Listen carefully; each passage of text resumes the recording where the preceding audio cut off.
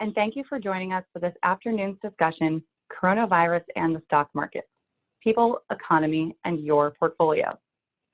My name is Darcy O'Brien, and I'm the Chief Marketing Officer at Simon Quick, and I will be moderating today's discussion. Given the recent market turmoil and media coverage regarding the coronavirus, we have received a number of questions from our clients, and we thought that this would be a good platform for us to have a more communal discussion. Please note that there will not be a visual component to this webinar.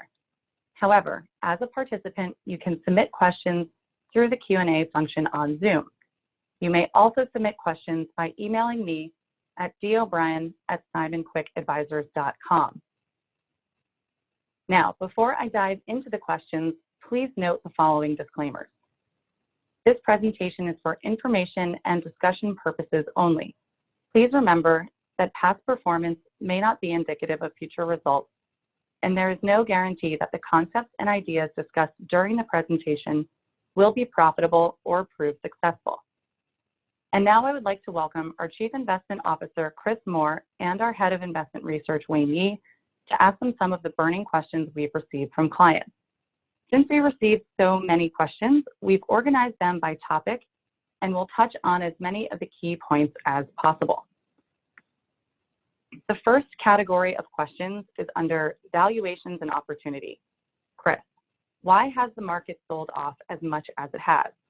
2019 was a terrific year for equity markets, both domestically and overseas, with equity indices really across the globe generating returns anywhere from 25 to 30%.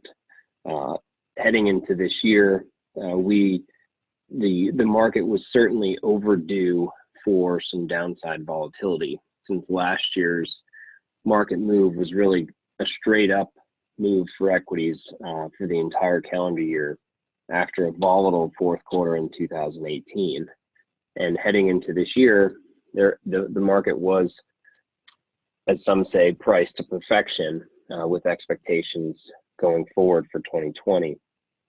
What happened really was the surprise, kind of the unknown event of the coronavirus impacting investors in such a way that now we are questioning economic growth here in the U.S., whether this is going to impact 1 quarter or 2 quarters of GDP growth.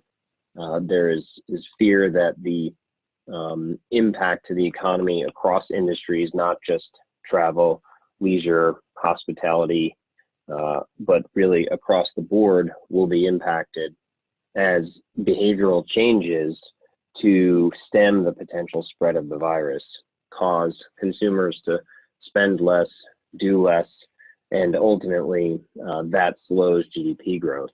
So markets are responding quite negatively to that out of fear of how long will this last? Will this be 30 days, 60 days, 90 days?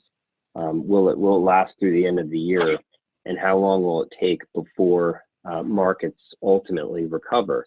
And the second component that's contributing to this market sell-off is the fact that the coronavirus impacts everyone. It impacts the psychology of all of us, our daily lives, because everyone is talking about it. Everyone is planning for how to prepare should it impact their lives or their family or their friends. And it is that component combined with the economic component that is driving stocks lower because it is a de-risking event for investors. And we've seen that really over the last 2.5 weeks, and it's been far and fast. Thank you, Chris. And as a follow-on to that question, is this the bottom? And when is it the right time to buy? We are not going to try to call the bottom. That is a loser's game, despite our kind of behavioral need to try to do so. It is easier said than done. We may have hit bottom today, or we may be another 5 to 10% from here before we hit bottom. A lot of that is driven by how long this will go on, and at what point will we see potential action to make us feel more comfortable adding risk.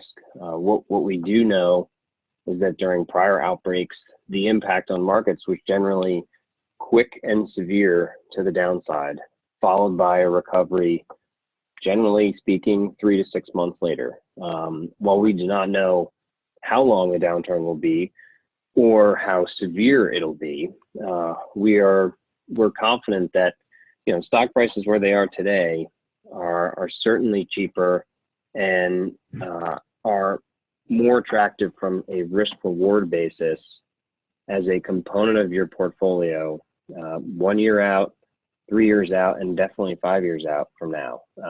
We view equities as a long-term growth component of portfolios and want to find times like this where we can be increasing exposure. So we've been, as a firm, underweight equities coming into this now looks like bear market decline of 20% after today. We've been underweight equities. We moved to that position in the second half of last year and had been reducing exposure for client portfolios throughout all of the second half of last year. So coming into this, we had an underweight position. We've since adjusted that to incorporate what we view as a more attractive entry point. I've been using a quote from Warren Buffett over the last couple of days: be fearful when others are greedy and greedy when others are fearful. So we're taking this as an opportunity to be buyers of equities when it makes sense for each client's kind of specific goals and objectives. Thank you, Chris. And the next question I was going to address to Wayne. If Simon Quick is recommending a target weight to equities now, what would make that change at this point? If there's an even further pullback, is there a potential to go to overweight?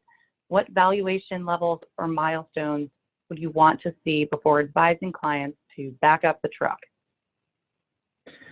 Yeah, I want to reiterate a lot of the points that Chris just laid out, in the sense that last year, if you really think about the performance that drove the markets last year, it was really on the hope and expectations that that earnings continued to grow, that there was some kind of trade deal in place, and there wasn't a lot of earnings growth per se in the actual year. So that was one of the motivations why we had moved to a modest underweight recommendation. That had changed. If you really think about kind of fundamentals, now this is kind of all backward looking, it's now forward looking, but just kind of thinking about that where we ended the year, we had a trade deal in place, macro fundamentals were solid and consistent, earnings were beating to the upside, so you had good forward momentum, cyclicals were finally getting a bid, so there was good momentum from a fundamental basis that was supporting markets. So looking at that and then seeing the corona impact kind of really hit markets really hard, that was a dramatic move, and we saw that big move down at the end of February, and now we're just seeing that continue to play through. When technicals move that quickly, or when kind of market action reacts that quickly, we have to just kind of step back and think about where the earnings profile potential is. And we're not saying that corona will impact earnings. It will cause a slowdown in terms of kind of global growth and U.S. growth into the second and third quarters. But over the long term, and that's kind of how we invest, we think that there will be a recovery on the back of that, and we think these multiples and valuations are pretty attractive too. Like Goldman just came out with a piece this morning, and they're calling for, before today's start, they're calling for a 15% decline in the S&P in 3 months. Now, that's a big dramatic number, and it's a big call, but they're also saying by the end of the year, the market will be up 11% from this point. So being short-termist and just think about that 3-month decline, like no one can really call that well. But as you go a little bit longer term and think about kind of going through the business cycle, and up 11% from today, like that's a solid number for the S&P. Now, I'm not putting weight on either of those numbers, but I just want to comment that there's a lot of volatility in terms of market reaction. So we're trying to look beyond that. And right now, the risk reward is better balanced on the long from an equity perspective to the up and to the down. And that's what caused us to say, hey, we don't want to be underweight anymore. We think there's starting to be opportunity here to add. And if the markets continue to sell off and it it outpaces the earnings declines, then those could be opportunities to buy even more attractive multiples and valuations. We won't be able to call the bottom. I don't think anyone could, but we put a high level of focus on what's going on at the fundamental corporate level, in addition to what kind of support the Fed and the administration is doing. I think Fed policy is very kind of accommodative and supportive and proactive here. And now the White House, we're seeing a lot of action or steps to kind of bolster the economy in the midst of this. So those are the elements that we're looking at. The next category is fundamentals and macro. How long do you think this will go on? Are there bigger problems we could be surprised by, or is this all just fear? That's the million-dollar question. And everyone is trying to determine how long the market route will go on, how long the spread of the virus will continue, and for how long the economy will be impacted. And the way we're thinking about it, for one, is the market is a leading indicator for the economy. It generally sells off in advance of real economic weakness. So this recent decline is certainly a proactive de-risking from investors in response to what is expected within the economy.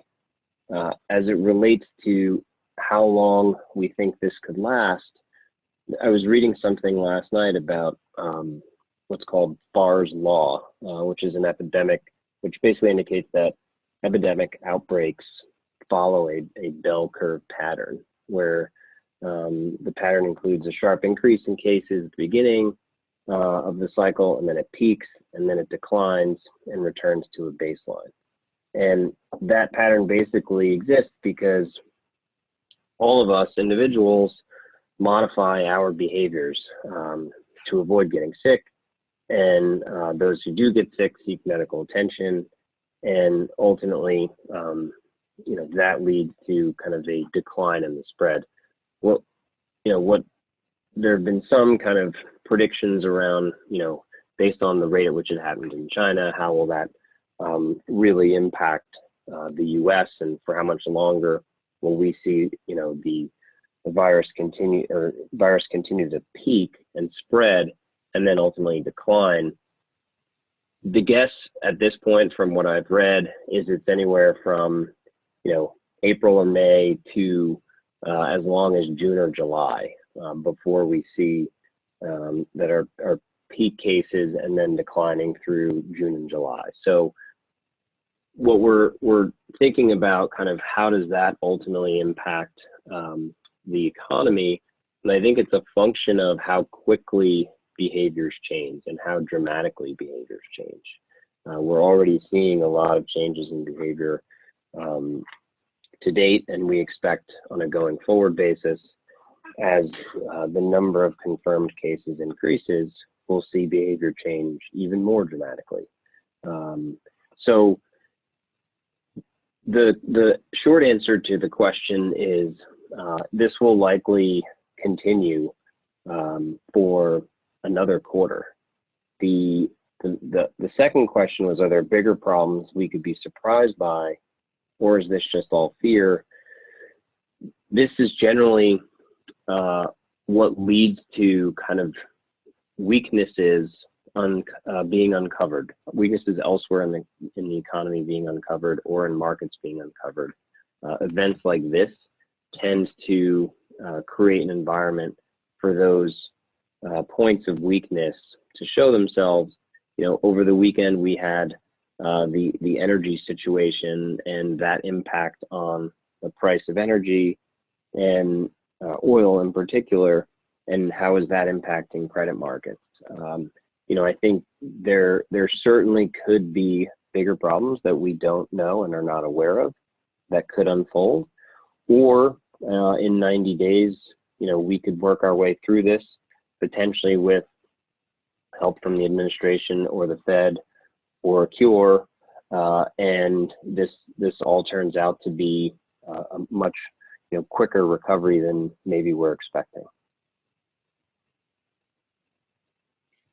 So Wayne, how does this compare to 2001 and 2008?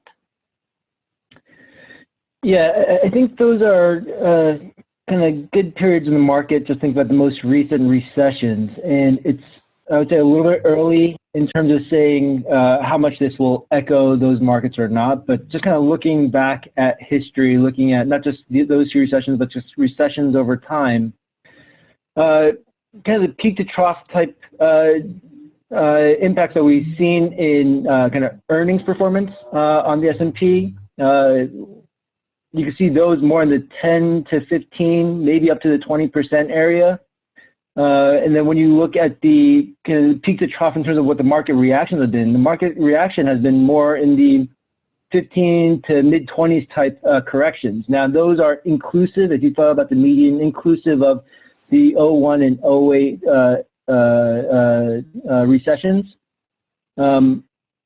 But when we think about, from a recency perspective, you think about kind of 50% correction, which is pretty dramatic. But if you just take a longer stream of history in terms of corrections and recessionary environments, you're looking at more in the 15, 20% type areas. And kind of what we're experiencing right now, we're just kind of right around there. So not to say that any one point in time is the right precedent, but it just gives you some sense of kind of what are the potential bands of a recession and a correction, and then eventually the recovery.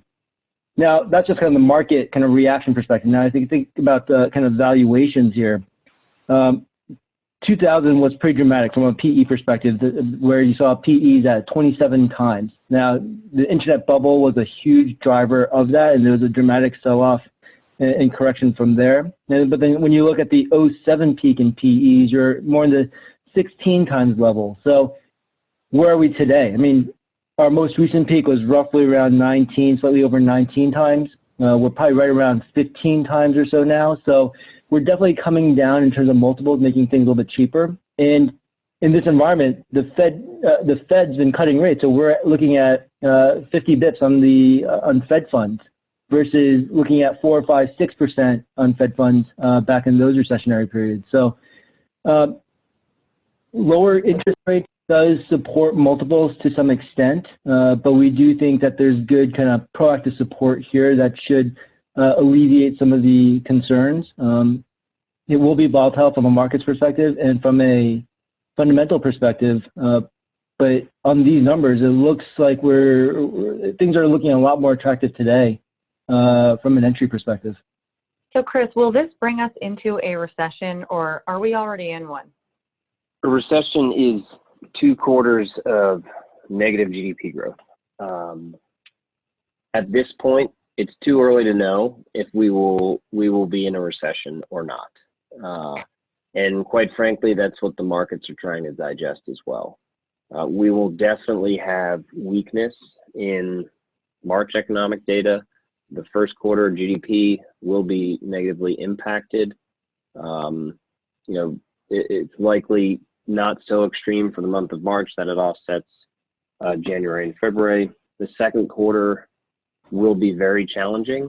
And from a lot of the data that I've read from the economists that are talking about potential impact and potential for a recession, second quarter is certainly going to be the worst of the 4 quarters for the year.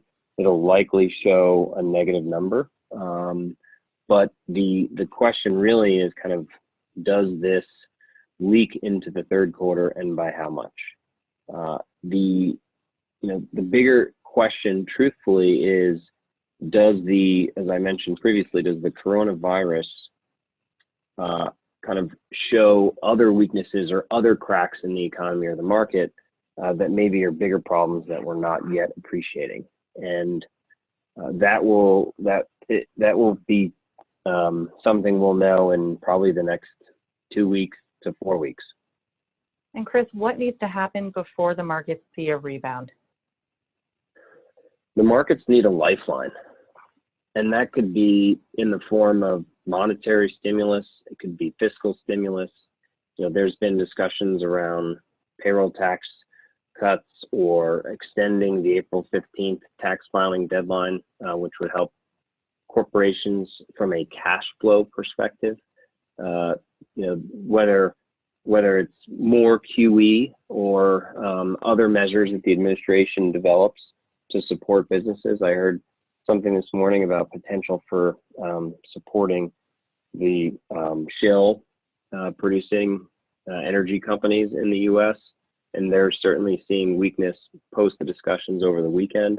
But the market needs some form of help or hope in creating kind of support for cash flow for corporations in the U.S.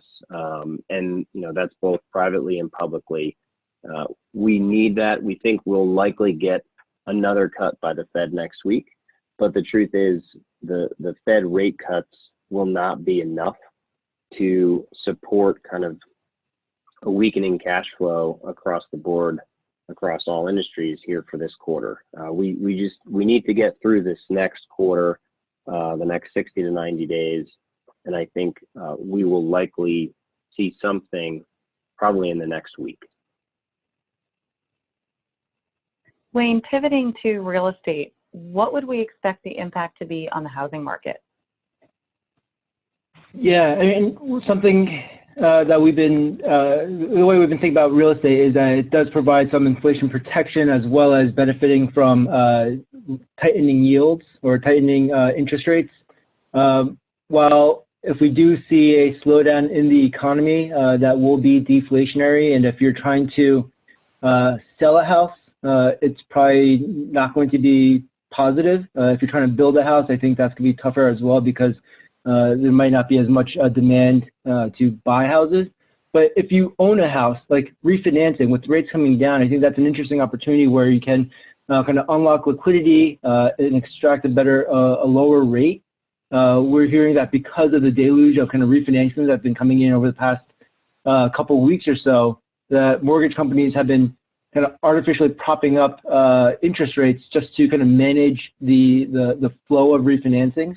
But as that gets settled and you let the mortgage rates kind of reprice into where the 30-year treasury is, you will continue to see more refinancing come out, and that will be positive for those that are staying in their houses and being able to take money out, being able to just have a lower cost of carry.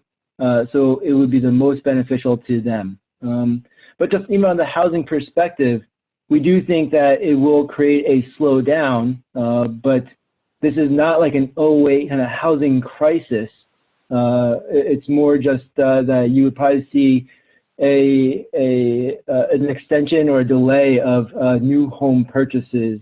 Who knows? In this environment, people might be thinking, hey, there's more land, more space outside the urban centers, so moving into a home could be more attractive when all this settles. So it could create another kind of interesting demand element from that perspective. Chris, moving on to our next category of questions, we received a couple of questions on energy. What does oil have to do with all of this? Last week, OPEC was in discussions to cut production in response to increased supply, specifically as it relates to the shale producers here in the U.S., on the back of potential demand weakness from the coronavirus spreading across the globe. Those negotiations, specifically between Saudi Arabia and Russia, turned south very quickly on Friday and into the weekend. And that led to no deal on extending and increasing cuts through the end of the year. And in response to that, Saudi Arabia announced their plans to flood the market with cheap oil, decreasing the price and increasing the level of production. That led to a massive drop in the price of oil over the weekend and especially into Monday. The last print I saw was it was down close to 50%, the price of oil on the year. So what does this mean for the kind of economy and markets more generally? This is another factor, another component in the fear around potential for the economy here in the U.S. and the stock market more generally. The last time we had a a precipitous fall in oil prices. That led to high yield market weakness in some of the energy companies that were issuers of high yield. It led to many companies cutting production, layoffs, and not reinvesting, which all of that was negative for growth and negative for, and at that point, about 2 quarters, it had negative impact on the economy. Our concern here is that this leads to a bigger kind of credit event within high yield, or even the BBB sector of the investment grade corporate bond market. So energy markets are being watched very carefully. I think a lot of investors are hoping that the Saudis and Russians come back to the negotiation table and come up with a plan to potentially, cut and stabilize the price of oil, cut production and stabilize the price of oil between now and the next couple weeks or so. And Chris, while we're on the subject, I'm seeing a question here from one of our callers. Do we consider that we've got 2 black swans on our hands, the coronavirus and oil prices plummeting? It's fair to call the coronavirus a black swan. We have had, extreme volatility in oil prices previously and have weathered it. We have had, I think the coronavirus, the length of the coronavirus's impact and the potential for it to spread far beyond expectations would certainly put it in that black swan category. If we kind of compare it to prior viral outbreaks, it may not get to that level, but we're certainly at a point in markets, which is why we've seen this 20% plus sell-off, where there's definitely a risk-off mentality. We've seen that in yields as well, with the 10-year dropping to, I think the other day it was just under 50 bips. So it is a dramatic shift in risk tolerance for sure. Okay, we seem to have hit on a hot topic with oil. So I'm going to do a jump ball. Chris and Wayne, how does the current price in oil move? How does the current move in oil prices impact your view on MLPs? Chris, you want me to take this? Sure, go ahead. Yeah, so just kind of pulling back a little bit and thinking about the energy exposure that we've had in portfolios. We took out a lot of traditional energy exposure it's been a couple of years now, where there was a nice recovery after the 15 kind of collapse, but thereafter it's been more cyclically based, still a lot of restructuring in that space, and just didn't seem as appetizing, and it's been a smaller part of the overall market, so we had reduced that part of the exposure. We did maintain exposure to MLPs or midstream pipelines because they exhibited a lot of characteristics that we did appreciate from a fundamental basis, in the sense that they were less price sensitive. There was more of a volume story there. There was an improving balance sheet and more rationalization in terms of kind of corporate structures, as well as what we felt like was a slowly improving kind of institutional holder base. But there's been fits and starts amongst in those periods. So we, over the course of time, we've been steadily kind of reducing that position, but with this pickup in volatility, we did cut that exposure. Part of that is risk mitigation, in the sense that we don't want to let a smaller position whip around portfolios in a more dramatic fashion than we might otherwise expect. So we reduce that exposure, and kind of the fundamental story here is that if Saudi oil does kind of really go after U.S. producers, and U.S. producers slow drilling or find it less economical to be drilling as actively, that will funnel through into MLPs. So taking that element into account, taking into account the sudden spike in volatility in the sector, we thought it was prudent to pull back that exposure. Thank you, Wayne. I am keeping an eye on time here, and we still have plenty of questions to get to. So before I move on to the next grouping of questions, is there anything else you would like to add on our firm thesis on the energy sector more generally? Not from our side. I mean, I think just those comments about not having energy broadly, it was kind of limited to MLPs. This volatility did cause us to cut that exposure probably a little bit more than half.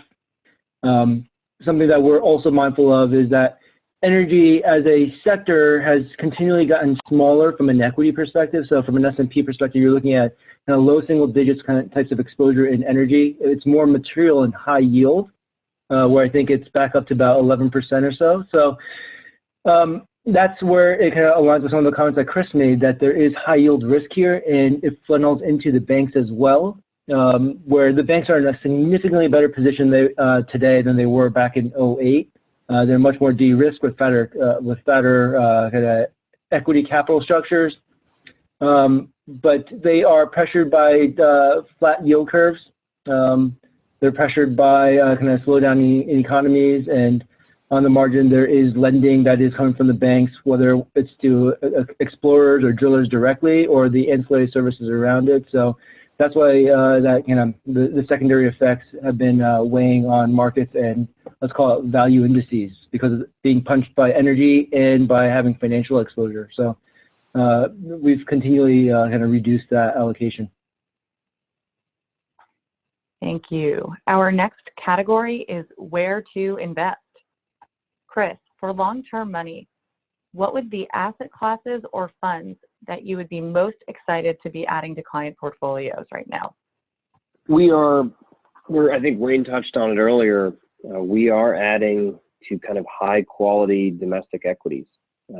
For long-term oriented investors, we do still think equities will be an important component of growth and appreciation within their portfolios.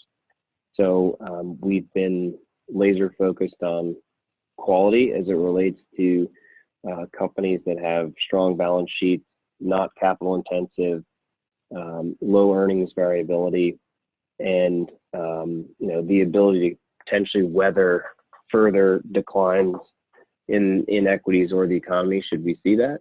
So that's kind of the first category.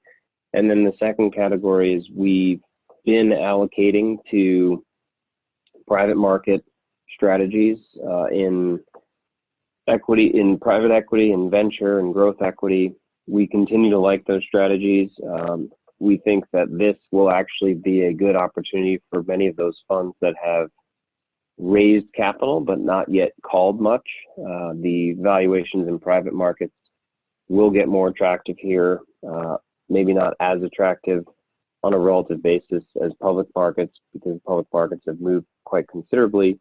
We do believe that many of those managers that are looking to put capital to work in their funds will have the opportunity to buy cheaper amidst this decline, and especially over the next quarter or so. So Wayne, before we move on to the next category, is there anything you would like to comment on regarding the underlying tilt and quality that we're expressing in portfolios? Yeah, I would say part of the reason why we've been confident in moving from an underweight to a market weight was also in the composition of our underlying equity managers and equities overall, in the sense that if it was just a more cyclical kind of bullish tilt, there's going to be a lot of volatility, and that's not the type of exposure you want. Over the course of last year, while being underweight equities, we've also been increasing that quality, and on the margin, it would essentially result in lower beta or lower sensitivity to the broader market volatility. And to Chris's comments, what we're looking for when we say quality is that these are larger companies that have more resilient balance sheets, meaning low leverage, high quality operating margins with recurring revenues and cash flows, businesses that have a reason to exist and have moats around it. Those are kind of the factors that we really thought about allocating more to. So you do see that tilt that has been in our portfolio through all of last year, as well as the continuation of that today. We have shied away from emerging markets, international, and small caps because on weaker fundamental kind of news, those are the areas fundamentally which will continue to suffer. So that's where we have shied away from. So yeah, I think the way we're positioning the portfolio, specifically in the equity allocation, gives us more conviction to move up from that underweight kind of allocation that we've had. Thank you, Wayne. Moving on to our next topic, fixed income.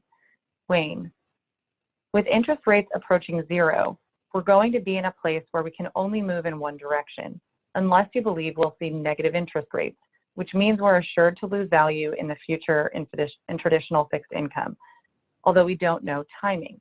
So is it better to own fixed income or cash? Yeah, we've been in a low rate environment for a long time now. And while we've kind of gotten used to 2-3% type yields, like that's dramatically lower than the 5, 6, 8% type rates that we've had in the past. So there wasn't a lot of kind of real return in fixed income historically. So we have had historically not been as excited about traditional fixed income as an avenue for income. Instead, we've been recommending more credit-oriented via the alternatives and hedge fund allocations to generate fixed income-like returns. But today, what you're seeing is that fixed income is not necessarily meant to be an income strategy or a yield strategy. Rather, it's meant to be the counterbalance to what's going on in the equity book. And kind of the thought process of being able to increase your equity allocation today is because you're making solid gains in your fixed income book, particularly if you're anything close to the Barclays Agg in terms of credit quality and duration.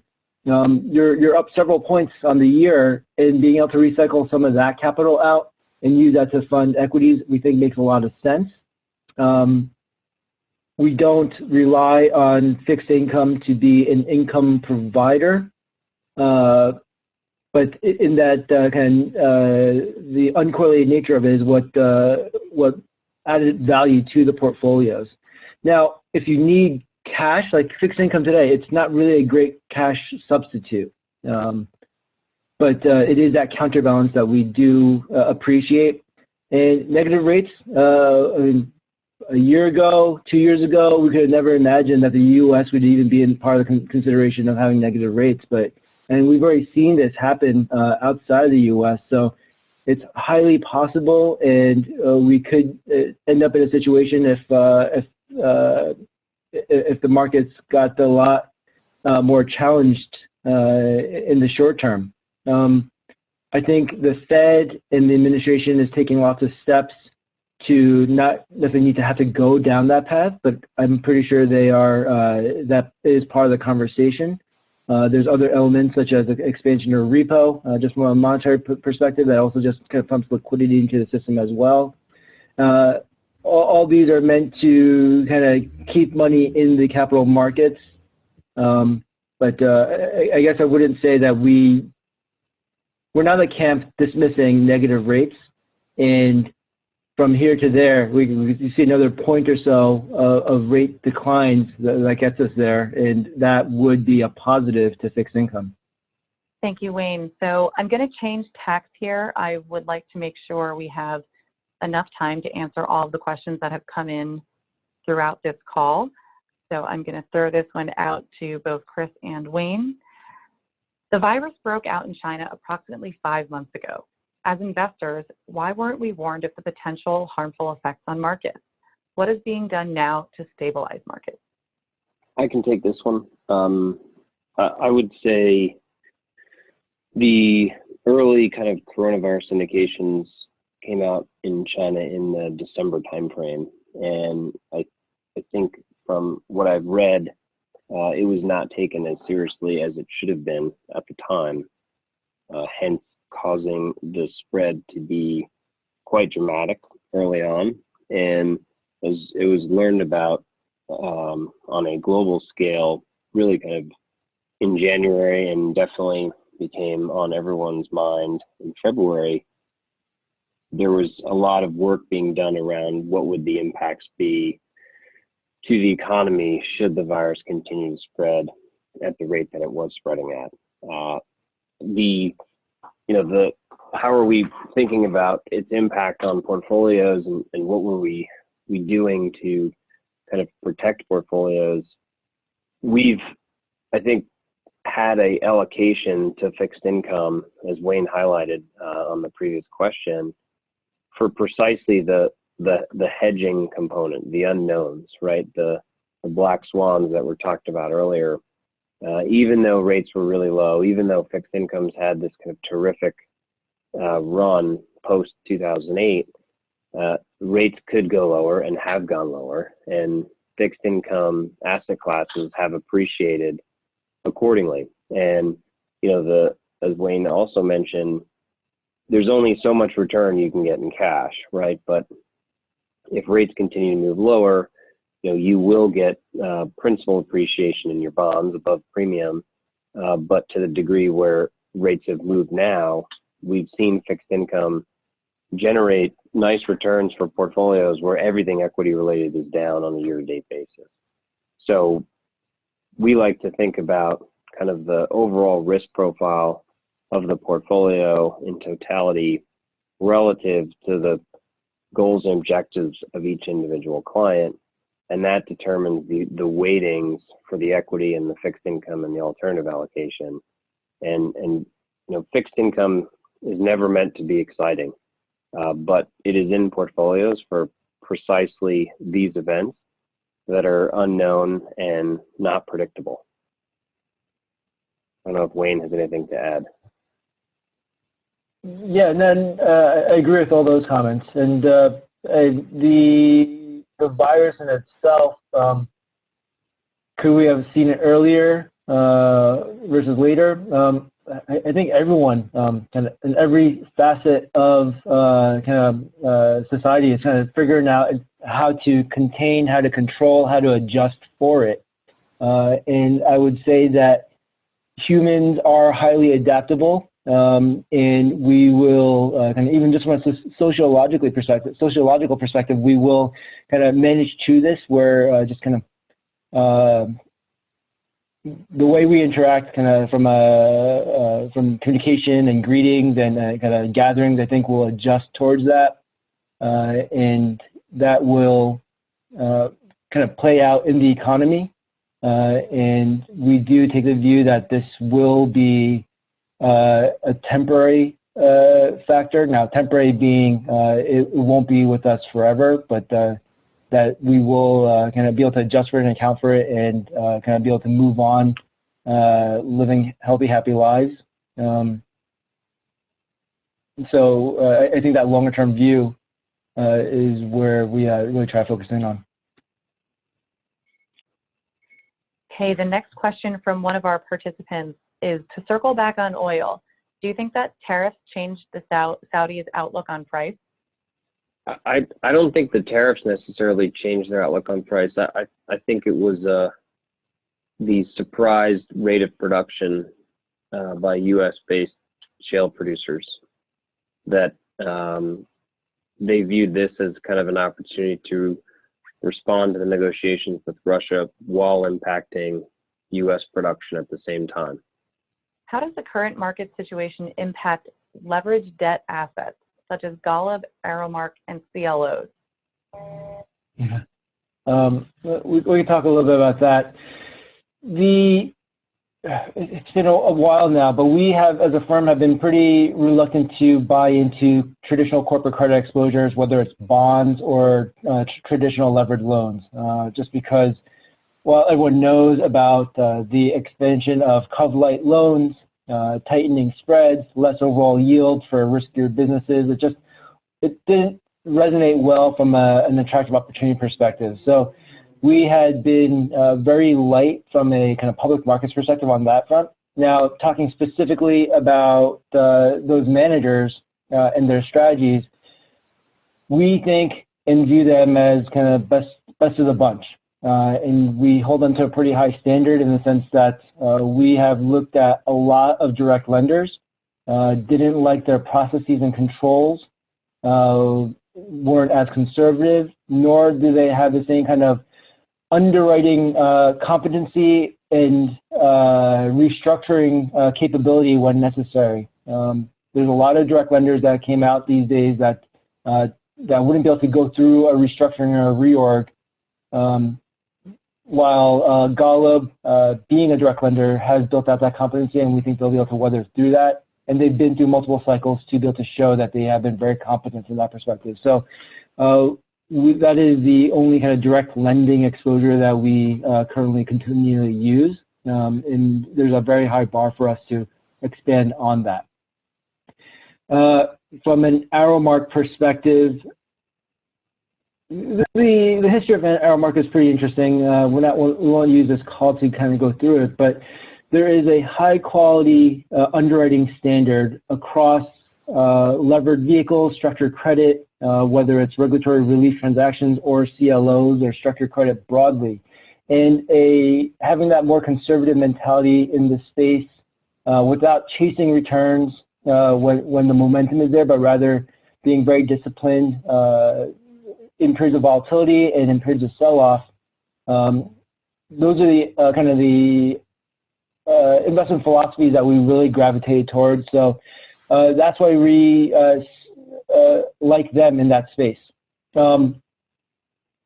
We're not going to say that these businesses are not going to be impacted at all from credit markets or a credit market deterioration, but we think they will be high quality performers in that space.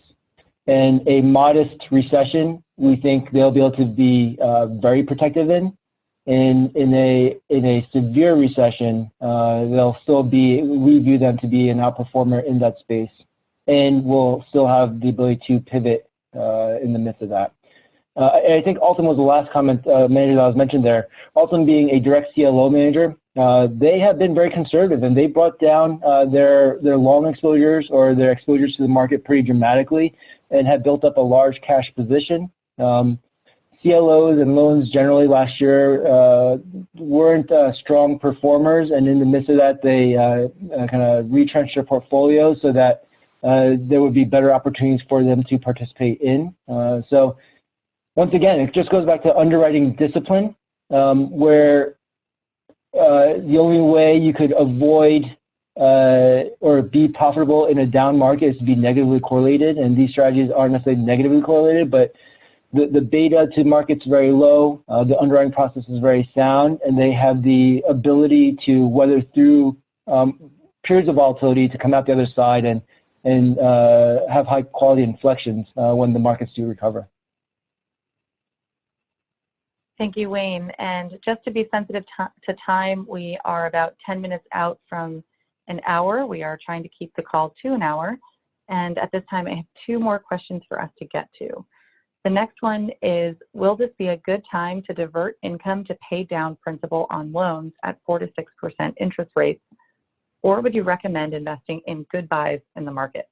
I think the question is asking diverting cash to investments that are yielding 4 to 6%. With that in mind, our view is to stick to high quality equities on a risk return basis versus some of the loans that are yielding 4 to 6%.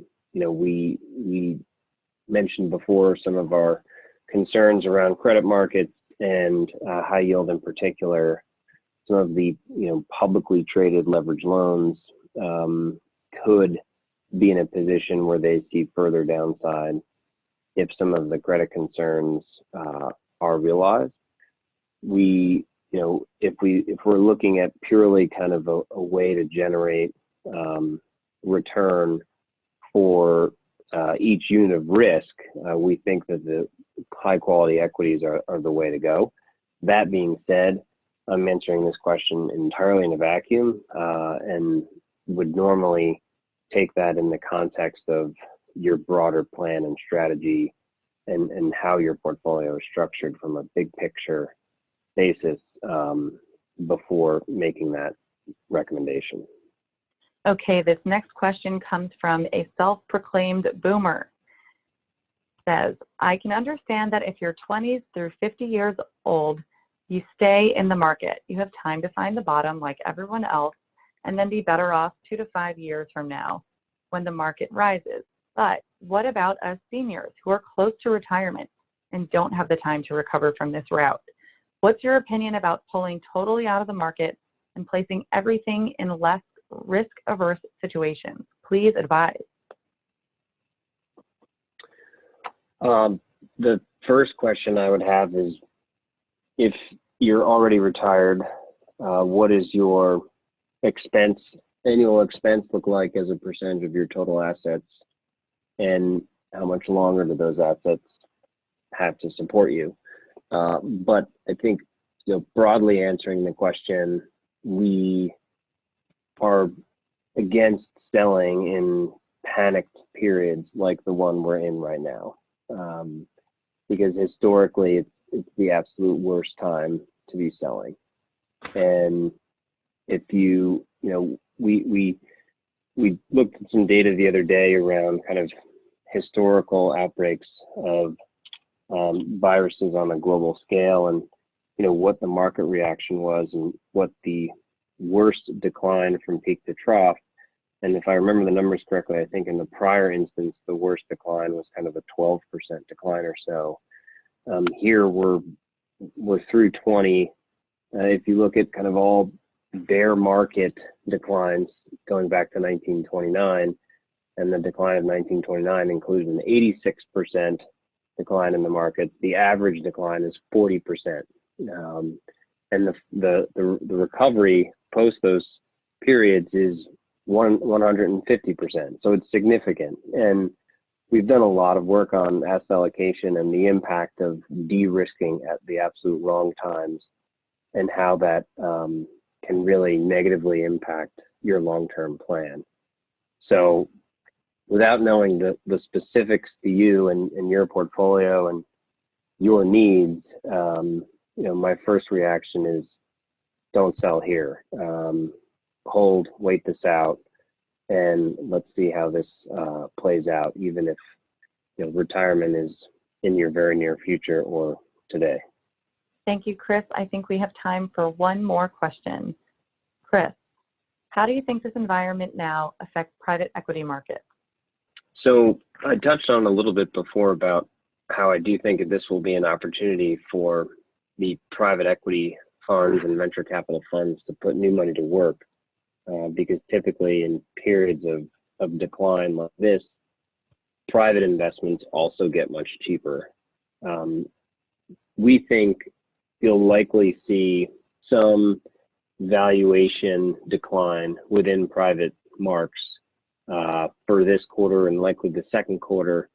I wouldn't be surprised if it's much less severe than we're seeing in public markets, just because public markets do have kind of the technical and emotional component in the valuation, whereas the private market valuations are more fundamentally driven in many cases. I would say the more cyclical companies, those that are, industrial or material or energy related companies, are going to be the hardest hit and could continue to be severely impacted if this weakness continues for an extended period of time. So in short, we still like the asset class. We still like the strategy. We do think it is a good way to generate return within client portfolios for the long term, and hope to see many of our managers using this volatility as an opportunity to put money to work. Well, thank you, Chris. And I'd like to take a moment to thank both Chris and Wayne for sharing their thoughts today. And thank you to all of our participants for submitting their questions both before and after and during the call. We hope that you've enjoyed today's discussion. If you have any additional questions that we're not able to address during the call, please do not hesitate to send them to me at d.o'brien@Simon Quick Advisors, and we would be happy to address them offline. Thank you again for joining us, and have a great evening.